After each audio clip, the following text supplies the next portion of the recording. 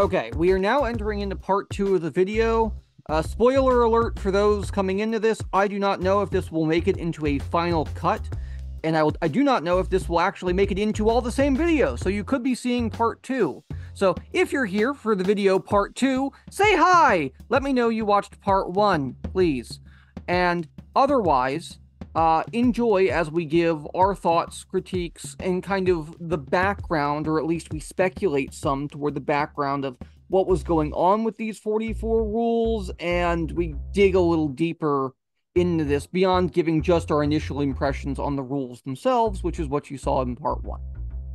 Well, what were the causes of all of this? What pushes the DM to be like this? Well, we probably will never know, especially with the internet and this kind of outcry, but I can at least speculate. Additionally, if you are the DM and you see this video, please email me. My info's down in the description, same with my website. And that said, here's what I think, or at least in part, is behind this travesty. Number 1. The players were constantly getting up from the table. Easy enough. Number 2, some game elements, such as spells, became problematic. Number 3, players were showing up late, sometimes severely late. Number 4, players were taking too long with their turns, and this probably bogged the game down. Number 5, the DM has a perceived lack of authority, hence the severe crackdown on all of these issues. And number 6, the DM wants a change in attitude about how the players engage with the game. They want a more serious game, and this is denoted by Rule 29. Point 7, the players were using Reddit as a resource, see Rule 25, and there was another rule about using Reddit as well. Point 8, this DM's game is constantly being compared to other people's games, to the point where it's demoralizing. You can see Seth Skorkowski's video about Jeff, the most amazing GM in the world, right? And of course, their Rule 26. My 9th theory here is that the players and the DM are internalizing conflicts at the table. The DM is externalizing them with this list, and you really see that in a Rule 38. Point 10 here, the DM has violent tendencies and anger management problems. This is abundantly clear with the calls to, well, fight me, or, of course, Rule 44. Number 11 here, which really, normally, I would not be one to prevent the practice of recreational activities, that is to say alcohol, coffee, etc., but substance use did seem to be a problem here, and it may have influenced both player and DM behavior. And last but not least, and at least for this list, this is far from last but not least to what it could be in theory. In theory, the possibilities are infinite.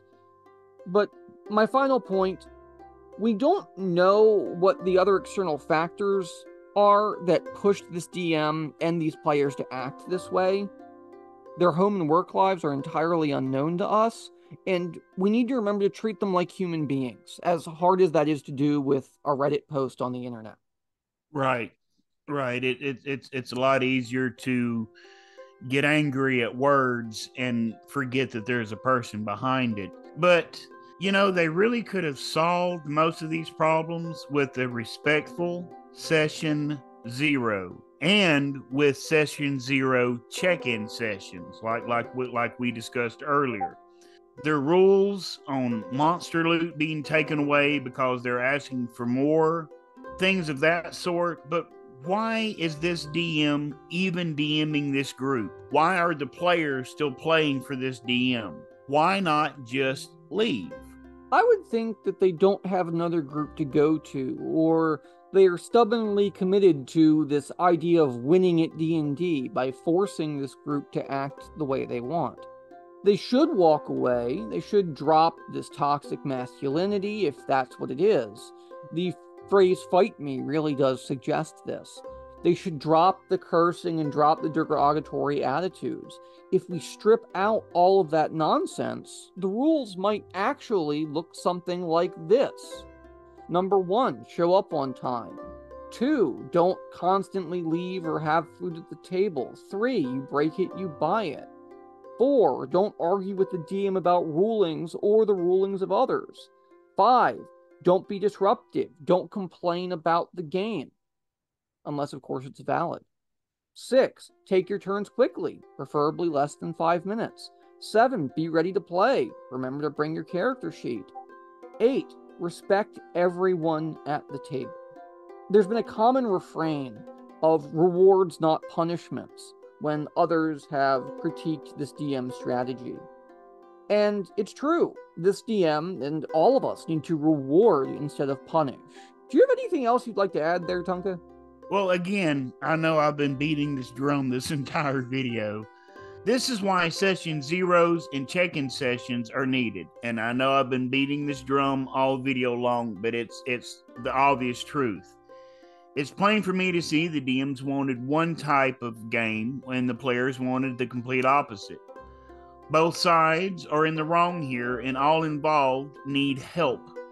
I mean, the players used Reddit as their books, and it was a player who posted this private message on Reddit.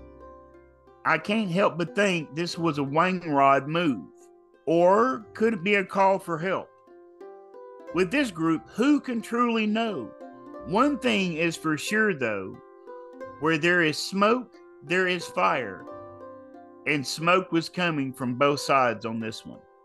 Many DMs go through what this DM has without lashing out. I myself have come dangerously close to this level of lashing out.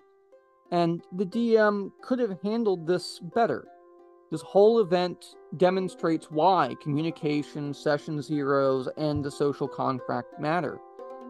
And both sides have arguably failed at communication. That said, I cannot forgive this DM's rules. As disabled players, we wouldn't last a single game at their table. And I'm not going to ask anybody to like or subscribe. We don't commonly feature this kind of content. However, I will say this DM and group needs an intervention. Thanks. Let's try to provide some positive alternatives, at least in the comments. So take it easy.